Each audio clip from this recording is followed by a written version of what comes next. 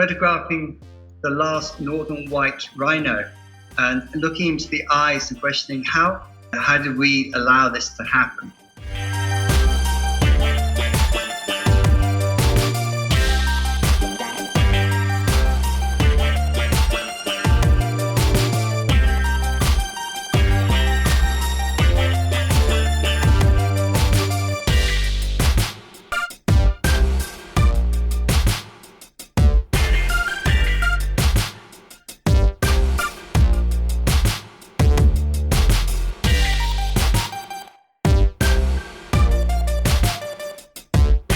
Unless we value nature or care and see its role, can we possibly know what the solutions are?